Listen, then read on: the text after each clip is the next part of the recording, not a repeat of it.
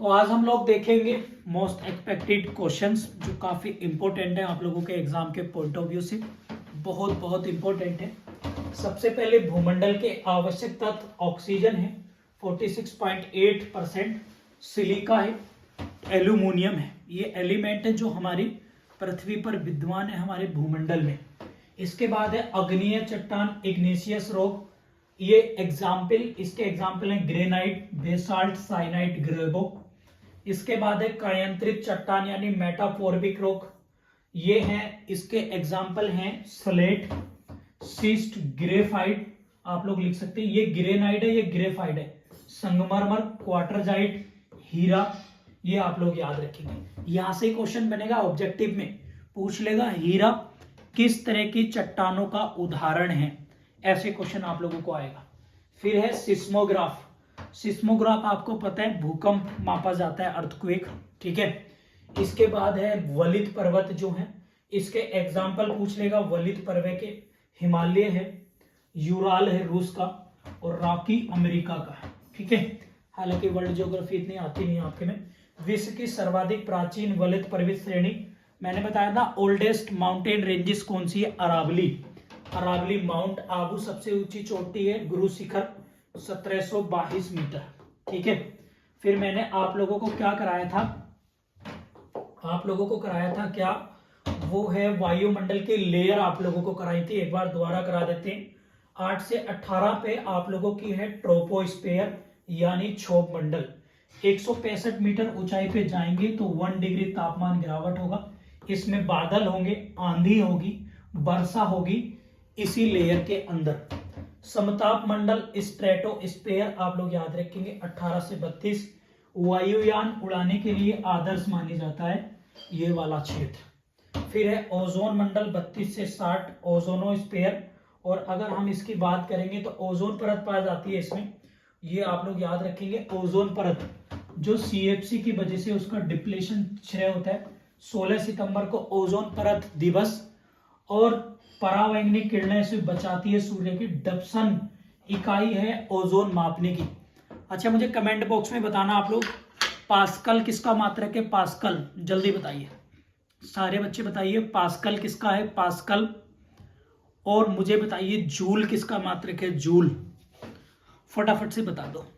और एक बता दो मुझे प्रकाश वर्ष, जल्दी बता दो, ठीक है। Light year. आयन मंडल है इसके बाद, आप लोग आयनोस्फीयर नाम से पढ़ते हैं, 60 से 640।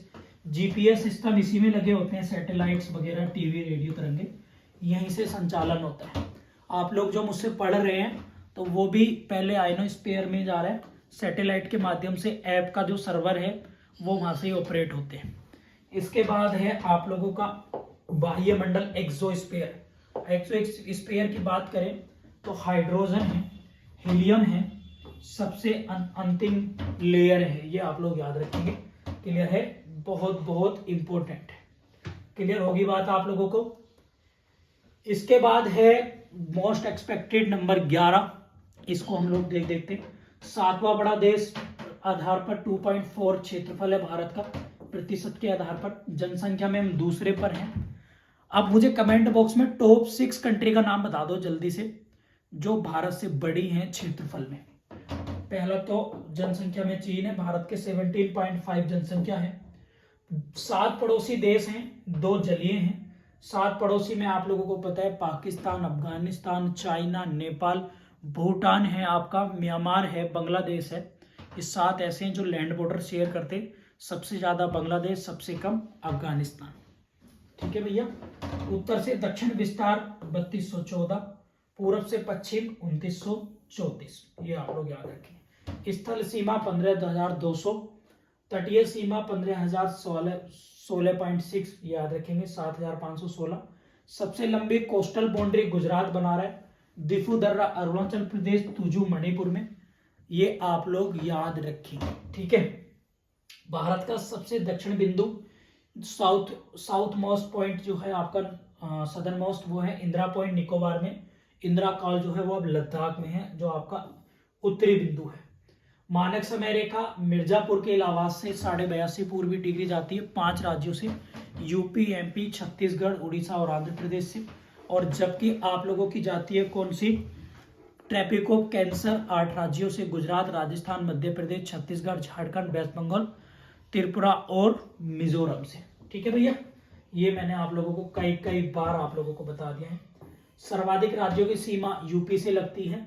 और ये कुछ स्टेट बताई थी, पाक जल संधि पाक state, Bharat Sri Lanka, Mannar Bharat Sri Lanka, Durand Pakistan Afghanistan, red Cliff Bharat Pakistan, McMahon Bharat चीन। ठीक है, अंतरराष्ट्रीय सीमा ये मैंने बता दिया था। तो ये हमारा कंप्लीट हो गया है एक्सपेक्टेड, जो मैंने पीडीएफ आपको कराई थी उसका लेक्चर। उम्मीद है कि आप लोगों को पसंद आएगा और काफ़ी से रिवीजन आप लोग आसानी से कर सकते हैं। Thank you.